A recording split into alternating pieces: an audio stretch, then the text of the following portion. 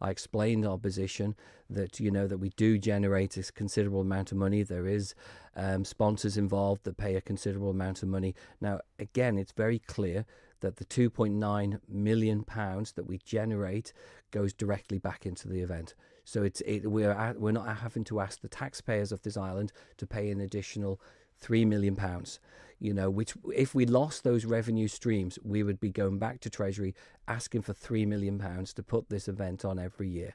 And that is very important. So that's our side. From a sponsor's point of view, they want the government, they want the department to give them an element of protection because they are paying such a large amount of money and able to give them that exclusive right to produce merchandise.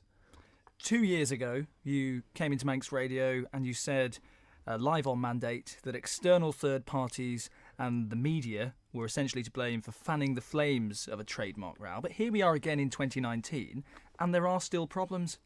I think, yeah, you're absolutely right on that point. And I think it's very important that a lot of people don't quite understand the mechanics of actually putting on this event. The amount of money that we now generate compared to, say, 10 years ago, when we're talking just a handful of thousands of pounds. It wasn't a lot.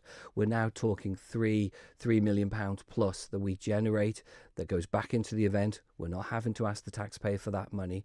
So it's more on a commercial footing. So what happened previously has changed. What we do need to get the message across, as we did in 2017, is we looked at this in 2017. We put in place a policy.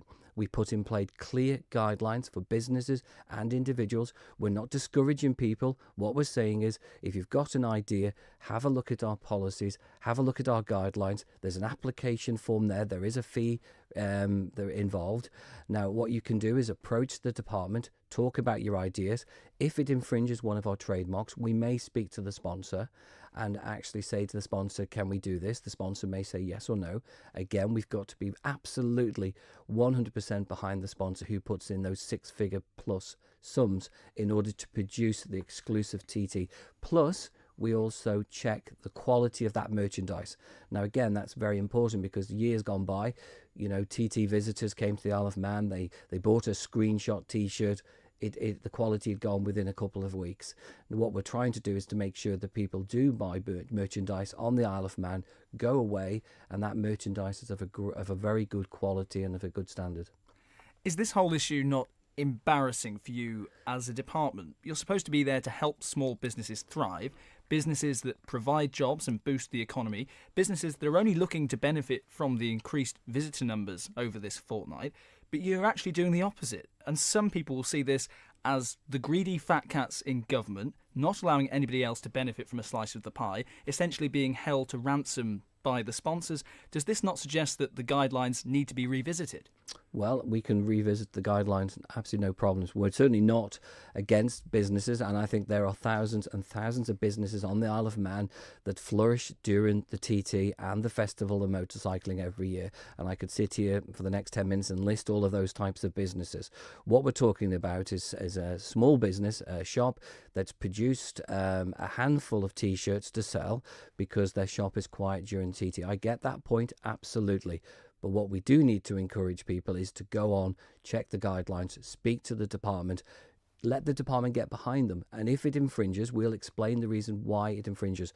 The other option is that we allow anybody and everybody to produce TT merchandise. What used to happen in the back, many years ago, and we don't have control over the quality. We lose our revenue stream of £3 million.